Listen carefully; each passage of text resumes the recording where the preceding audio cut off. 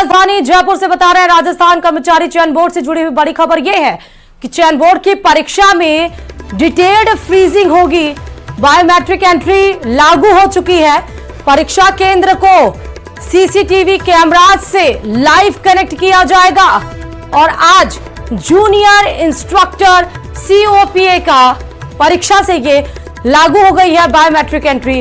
परीक्षा केंद्रों पर आर्टिफिशियल इंटेलिजेंस से भी नजर रखी जाएगी कि किसी भी प्रकार से कोई भी चूक ना हो और कम से कम ये परीक्षा तो बिना किसी गलती के, बिना किसी लीक के सही और दुरुस्त तरीके से हो जाए। इसीलिए आप देखिए बायोमेट्रिक इस परीक्षा से लागू हो गई है। डिटेल्ड फ्रीजिंग यहां पर कैंडिडेट्स की होगी, उसके बाद ही एंट्री करवाई जाएगी।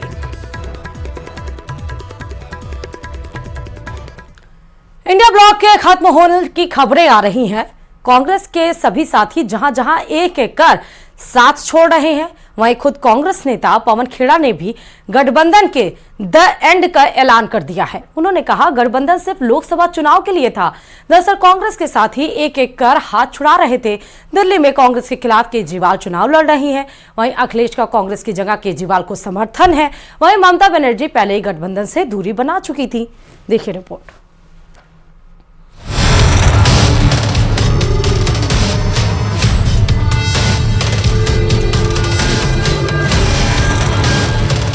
मोदी से लड़ाई के नाम पर जिस इंडिया गठबंधन का जन्म हुआ था वो दिल्ली चुनाव से पहले खत्म हो गया है।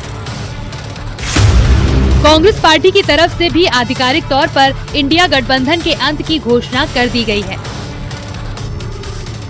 आरजेडी के तेजस्वी यादव के बाद कांग्रेस नेता पवन खेड़ा ने भी इंडी के द इंड का आधिकारिक ऐलान कर दिया। उन्होंने कहा कि ये गठबंधन सिर्फ लोकसभा चुनाव के लिए बना था। दिल्ली चुनाव में तो पहले से तय था इंडिया अलायंस जो है वो लोकसभा के लिए, और बिहार में जहाँ तक बात की जाए हम लोग तो शुरू से साथ थे। यहाँ ये लोकसभा चुनाव के लिए था गठबंधन, बिल्कुल ठीक बोल रहे हैं। वो जो इंडिया गठबंधन था वो लोकसभा चुनाव के लिए राष्ट्रीय स्तर पे था। अलग अलग राज्यों की परिस्थिति के हिसाब से जो दल हैं, कांग्रेस हो या क्षेत्रीय दल हो, वो निर्णय लेते हैं कि हमें इकट्ठे लड़ना है या अलग है। इंडिया गठबंधन को लेकर उमर अब्दुल्ला और फारूक अब्दुल्ला का कहना है कि कंफ्यूजन की स्थिति है। बदकिस्मती की बात यह है कि क्योंकि इंडिया ब्लॉक की कोई मीटिंग बुलाई नहीं जा रही है तो इसमें कोई क्लैरिटी नहीं है, ना लीडरशिप को लेके, ना एजेंडा को लेके, ना आगे क्या हम रहेंगे या नहीं रहेंगे इसको लेके। जो ये कहेंगे कि ये सिर्फ पार्लियामेंट्री इलेक्शन के लिए है, उस गलतफहमी से निकल आए। फिर कोई अलायंस नहीं है। अलायंस हर वक्त है, हर दिन है, हर मिनट है। एसपी, आरजेडी, टीएमसी ने कांग्रेस का साथ छोड़ने का ऐलान कर दिया। अखिलेश यादव ने तो आप का समर्थन करते हुए दिल्ली चुनाव न लड़ने तक का ऐलान कर दिया है।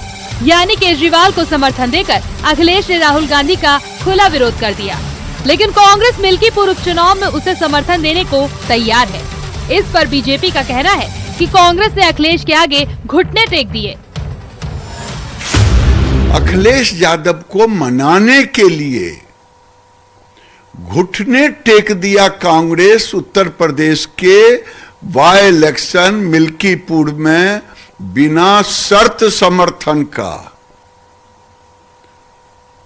क्योंकि वो कह रहा है मेरे ही कारण तुम 99 सीट पर आए हो, तुम्हारी ताकत नहीं है। दिल्ली में आपको समर्थन देने पर सपा सांसद हरेंद्र मलिक ने कहा कि समाजवादी पार्टी विघटनकारी ताकतों को रोकने की लड़ाई लड़ रही है। दिल्ली में कांग्रेस लड़ाई में नहीं है। हम जानते हैं, सबको पता है कि यहाँ लड़ाई जो है आपके आम आदमी पार्टी की है। कांग्रेस लड़ाई में है नहीं, तो जो लड़ाई में नहीं है उसके साथ हम क्यों खड़े होंगे। हम तो भारतीय जनता पार्टी को रोकना चाहते हैं और भारतीय जनता पार्टी को रोकने के लिए आम आदमी पार्टी ही हमारे पास सशक्त एक साधन है। यूपी सरकार में मंत्री ओम प्रकाश राजभर ने एसपी पर तंज कसा है। उनका कहना है कि दिल्ली में समाजवादी पार्टी का वोट बैंक ही कहाँ है। दिल्ली में बीजेपी को ही मजबूत करेंगे, जैसे मध्य प्रदेश में बीजेपी की मदद की थी। अखिलेश ने उत्तराखंड में कांग्रेस को हराया और बीजेपी को जिताया। समाजवादी पार्टी को वहाँ कहा है कि समर्थन करेंगे। गलत रहना, मध्य प्रदेश लड़े, भाजपा का सरकार बनाए, वहाँ भी बनवा के आए। गए तो थे उत्तराखंड में उपचुनाव लड़ने जीतने गए थे, कांग्रेस को हरवा के आए, यही नहीं उनका इतिहास है। तो वहां लड़ेंगे इस नाते कि भारतीय जनता पार्टी मजबूती से चुनाव जीते, इस नाते वो लड़ेंगे। वो आम आदमी पार्टी के लिए नहीं जा रहे हैं, वो भारतीय जनता पार्टी को जिताने के लिए जा रहे हैं। दिल्ली में इंडिया गठबंधन की टूट को लेकर बीजेपी ने कांग्रेस पर निशाना साधा है। इनका सिर्फ स्वार्थ का गठबंधन है, इनकी नीतियों सिद्धांतों में कोई तालमेल नहीं है। तो ऐसा होना ही था और ये अपने स्वार्थ के लिए गठबंधन करते हैं। जब इनकी आवश्यकता समाप्त हो जाती है तो गठबंधन टूट जाते हैं और फिर आपस में लड़ते हैं। थोक में झगड़ा और रिटेल में झप्पी वाले, सामंती सुरूर और सुल्तानी गुरूर वाले उनका जो है वो चकनाचूर इसलिए हो रहा है कि कांग्रेस पार्टी का गठबंधन कभी डीएनए रहा ही नहीं है। उनका पंचमढ़ी जो उनका सम्मेलन था उसमें जो उनका प्रस्ताव देख लीजिए, उसके बाद से लगातार गठबंधन को लेकर के उनका एक ही फार्मूला था, या तो परिवार को पावर और नहीं तो दूसरों के लिए परेशानी का टावर। दरअसल बीजेपी के विरोध में बने इस गठबंधन में शामिल सभी दलों का वोट बैंक करीब करीब एक है। बंगाल में ममता बनर्जी और कांग्रेस का वोट बैंक एक है, वहीं यूपी में एसपी और कांग्रेस का वोट बैंक एक है। बिहार में भी यही हाल है। ऐसे में एक साथ चुनाव लड़ने पर वोटों में बंटवारा तय है और कोई भी दल नहीं चाहता कि उसके वोटों का बंटवारा हो। न्यूज़ 18 के लिए ब्यूरो रिपोर्ट। संभल में 1978 को हुए सांप्रदायिक दंगे के मामले में एसपी और डीएम से स्टेटस रिपोर्ट मांगी गई है। वहीं इसे लेकर विपक्ष ने एक बार फिर सरकार को घेरने की कोशिश की है। बता दें, संभल में मार्च 1978 में संभल 3 दिनों तक हिंसा की आग में सुलगता रहा। 184 लोगों की हत्याएं कर दी गईं। कई हिंदू परिवारों को संभल से पलायन करना पड़ा। देखिए रिपोर्ट।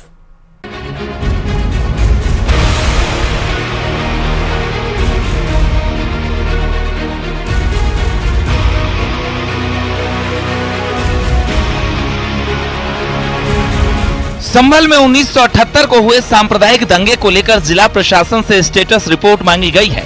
रिपोर्ट के जरिए 1978 के दंगों की जानकारी सरकार ने मांगी है। इस रिपोर्ट में कई सवालों के जवाब होंगे, जैसे 1978 के दंगे में कितने लोगों पर एफआईआर हुई, दंगा होने के पीछे की वजह क्या थी, दर्ज केसों की वर्तमान स्थिति क्या है, कितने अभियुक्तों को सजा मिली, पीड़ित परिवारों को क्या मुआवजा मिला। 1 हफ्ते में सौंपनी है status report. BJP MLC Shrichand Sharma ने 17 दिसंबर को विधान परिषद में 1978 के दंगे में कार्रवाई को लेकर जवाब मांगा था, जिस पर यूपी के गृह विभाग ने संभल के डीएम और एसपी से स्टेटस रिपोर्ट मांगी थी। 1978 में जो सांप्रदायिक दंगे जनपद संभल में, उस जमाने में जनपद मुरादाबाद जो था, संभल कस्बे में हुए थे, उसके बारे में दोबारा जांच कराई जा रही है। इस तरीके का कोई वाकया नहीं है। माननीय एमएलसी श्रीचंद शर्मा द्वारा एक 17 तारीख को पत्र दिया गया था, रूल नंबर 115 जो है उसके माध्यम से शासन द्वारा एक आख्या मांगी गई है, जिसमें 1978 में दंगों के संबंध में जो भी सूचना है वो उनको प्रदान की जाए। उस सूचना को संकलित किया जा रहा है। उस सूचना संकलन के बाद में शासन को प्रेषित की जाएगी। कुछ दिनों पहले यूपी विधानसभा में सीएम योगी ने कहा था कि संभल हिंसा का सच छिपाया जा रहा है और उस सच को सामने लाना चाहिए। हम तथ्यों को छुपा करके कब तक जनता को गुमराह करेंगे। हर व्यक्ति जानता है कि माननीय न्यायालय के आदेश से सर्वे का कार्य हो रहा था और सर्वे हो रहा था। दूसरा मैं आपसे पूछना चाहता हूं, आप पश्चिम में जाएंगे, पता नहीं आप कैसे हैं, आपके पूर्वज भी हो सकता है, और पश्चिम उत्तर प्रदेश के हमारे सभी लोग अपने सामान्य संबोधन में राम राम ही कहते हैं। तो जय श्री राम कहां से सांप्रदायिक संबोधन हो गया? संभल में हिंसा का इतिहास बहुत ही पुराना है।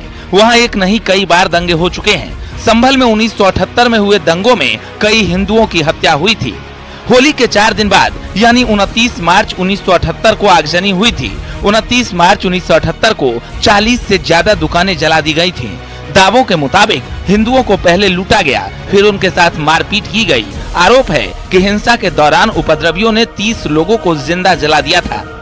30 लोगों की हत्या के बाद हिंदू परिवारों के संभल से पलायन करने का दावा। दावों के मुताबिक दंगों की शुरुआत में ही 184 लोगों की हत्या कर दी गई थी। 1978 में हुए संभल दंगों को लेकर शासन की तरफ से मांगी गई स्टेटस रिपोर्ट पर सियासी घमासान भी शुरू हो गया है। मेरा एक सीधा सा सवाल, 1978 में जब ये दंगे हुए थे संभल में, तब तो जनसंघ की सरकार थी ना, जनता पार्टी की सरकार थी ना। यही लोग तो जो आज जांच कराने जा रहे हैं सत्ता में थे। मैं फिर कहता हूं, एक हाई कोर्ट के जज से जांच हो, इन 4 हत्याओं का दोषी कौन है वो सामने आए, किसने सर्वे की रिपोर्ट का दुरुपयोग किया है ये सामने आए। 1978 में रामहरीश यादव जी मुख्यमंत्री थे और जनसंघ उसके अलायंस में थी। मरहूम कल्याण सिंह जी मिनिस्टर थे। आज के बिहार के जो हमारे गवर्नर हैं आरिफ मोहम्मद खान, वो उस जमाने में मिनिस्टर थे। 1978 में अगर हिंदुओं के साथ कोई जुल्म हुआ तो आज ये भाजपा के जो नेता अभी भी है तो क्यों खामोश थे? संभल को लेकर दिगंबर जैन समाज के युवा क्रांतिकारी संत मुनि आदित्य सागर महाराज ने बड़ा बयान दिया है। उन्होंने कहा कि जिस धर्म के अवशेष निकल रहे हैं वो स्थान उसी धर्म के लोगों को सौंप देना चाहिए। मेरा ये मानना है कि आज के समय में राजनीतिक चीजों को अलग करके अपन देखें, अगर कहीं से कोई प्रतिमा जी या कहीं कोई तथ्य निकलता है तो फर्स्ट स्टेप भी होना चाहिए कि जो जिस दर्शन की है उस दर्शन वाले को दे देना चाहिए। और गवर्नमेंट को मेरा व्यक्तिगत मानना है कि उसी संप्रदाय को देना चाहिए, क्योंकि चीज तो उनकी है, थोड़े दिन बाद भी निकली हो लेकिन हकदार तो वही है। 1978 में संभल में हुए दंगों की दोबारा जांच की खबरें सोशल मीडिया पर ट्रेंड करने लगी थीं, लेकिन संभल पुलिस ने स्थिति साफ कर दी है। संभल पुलिस का कहना है कि दंगों की दोबारा जांच की खबरें अफवाह हैं। शासन की तरफ से 1978 में संभल में हुए दंगों की सिर्फ स्टेटस रिपोर्ट मांगी गई है, जिसे 1 हफ्ते के अंदर सौंपना है। न्यूज़ 18 के लिए ब्यूरो रिपोर्ट।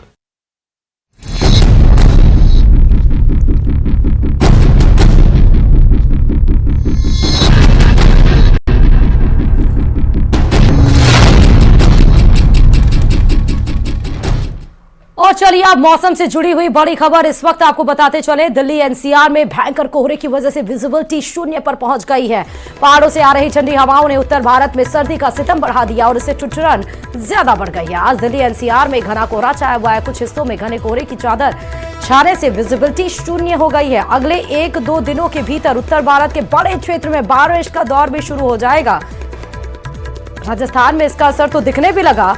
वहां चक्रवाती हवाओं का क्षेत्र बन चुका है जो धीरे धीरे दिल्ली, पंजाब और उत्तर प्रदेश की ओर खिसक रहा है। और इसी वजह से, क्योंकि अब पश्चिमी विक्षोभ जिस तरह सक्रिय हुआ है राजस्थान में, राजस्थान से सटे हुए उत्तरी भारत हुए, चाहे पंजाब हुआ, उत्तर प्रदेश हुआ या फिर दिल्ली हुआ, धीरे धीरे यहाँ पर भी ठंडी हवाओं का, घने कोहरे का असर दिख रहा है। ये भी बताया जा रहा है मौसम विभाग की तरफ से कि इन राज्यों में, चाहे वो दिल्ली हुआ, चाहे वो पंजाब हुआ या उत्तर प्रदेश की बात कर ले या दिल्ली एनसीआर की बात कर ली जाए, तो यहाँ पर 1-2 दिन में बारिश भी हो सकती है।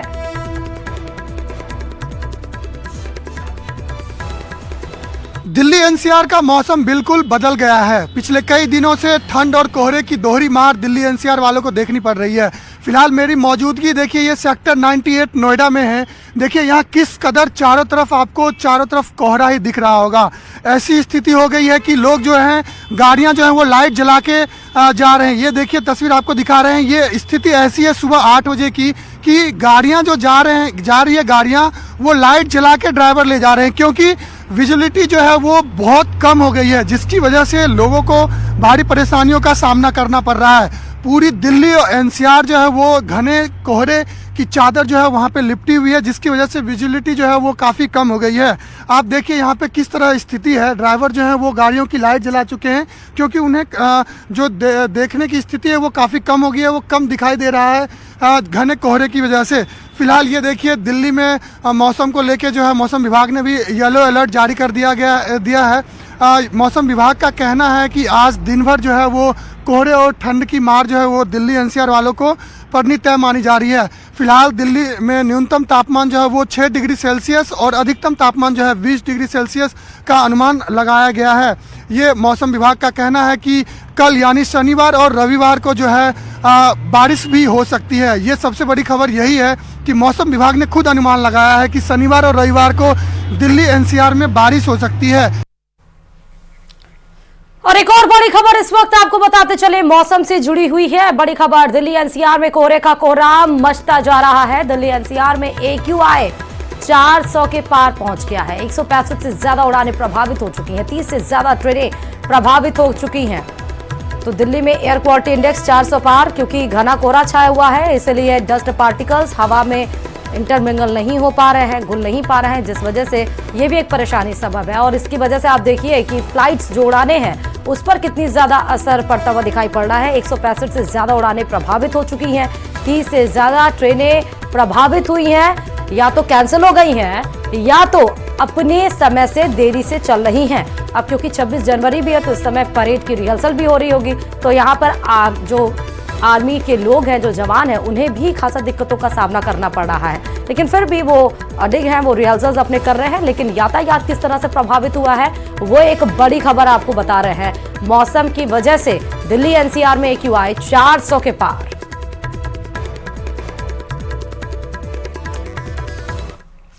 दिल्ली एनसीआर में आज एक बार फिर घना कोहरा छाया हुआ है। कई दिनों के बाद आज कोहरे की चादर से राजधानी दिल्ली और उसके आसपास के इलाके छाए हुए हैं। आप तस्वीरों में देखेंगे इस वक्त हम हाईवे पर है, नेशनल हाईवे 24 का ये रूट है, जहां पर गाजीपुर और गाजियाबाद के एंट्री पॉइंट पर इस वक्त आपको घना कोहरा नजर आएगा। ये घना कोहरा इसलिए क्योंकि एक दिन पहले खिली हुई धूप लोगों को नजर आई थी, लेकिन अब जो अलर्ट दिया गया है वो अलर्ट है कि शनिवार और शुक्रवार यानी 2 दिन जो है 2 दिन का अलर्ट है और घने कोहरे की चादर में लोगों को यहाँ पर इसका सामना करना पड़ेगा। आप तस्वीरों में देखेंगे जो हम जिस जगह पर खड़े हैं यहाँ से जो विजिबिलिटी है वो तकरीबन 80 मीटर भी नहीं है, क्योंकि 50 मीटर के आसपास की विजिबिलिटी है और इस विजिबिलिटी में वाहनों को धीरे धीरे चलना पड़ रहा है। लाइटें जल रही हैं क्योंकि सुबह का वक्त हो चुका है और वाहनों की इस लाइट को देखकर यह अंदाज़ा लगाया जा सकता है कि लोगों को इस घने कोहरे में कितनी परेशानी का सामना करना पड़ेगा।